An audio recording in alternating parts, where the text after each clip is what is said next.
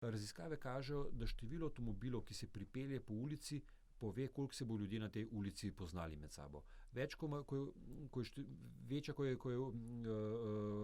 je prometa na ulici, manj vezije med ljudmi. Zato, ker jasno, ulica rata neko vlogo reke dobi ali pa nekaj tazga, nekaj, kamor ne greš čez, kamor ne pustiš otrok čez in tako naprej. In ljudje v končni fazi radi živijo v skupnostih, kjer imajo znance. Ne rečem prijateljem, ampak znance, kjer se z večjimi ljudmi poznajo, ker vejo, da v tistem bloku stanuje vodovodar, ki ga lahko pokličeš, ki na poti do trgovine sreča ljudi, se z njimi malo pogovarja in tako naprej. Ljudje imajo v končni fazi to radi.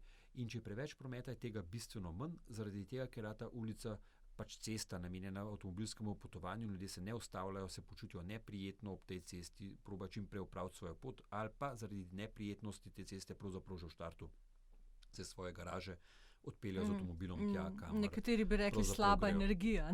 Tako nekako, ampak raziskave kažejo, da pač ljudje na ulicah z ogromno prometa probajo čim prej priti v mirnejšo ulico, da jim gre na živce in da se ne počutijo dobro, kar niti ni tako težko razumeti v končni fazi. Ne. Druga stvar je pa ekonomska. Kot sem rekel, da imajo taki kraji pogosto višje cene stanovanj, s čimer se moramo ukvarjati. Hkrati se kaže pa tudi, da ulice, kjer umaknemo promet, enostavno zacvetijo v ekonomskem smislu. Logično, če se nekdo pelje mimo lokala, prodajalne, kakorkoli, z avtomobilom zelo verjetno ne bo nekaj kupil. Ne. Bistveno bolj verjetno, da to stori nekdo, ki gre mimo peš.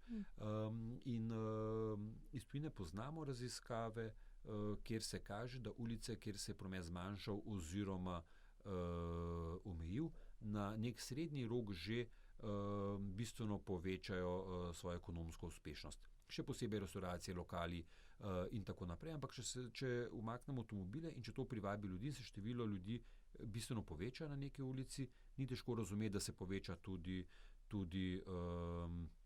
zaslužek tistih, ki imajo tam trgovine, lokale in tako naprej. In neke raziskave kažejo to tudi že na slovenskih primerih, še posebej ljubljanskih, da so ulice, kjer se je promet umaknil, oziroma lokali na teh ulicah bolj uspešni.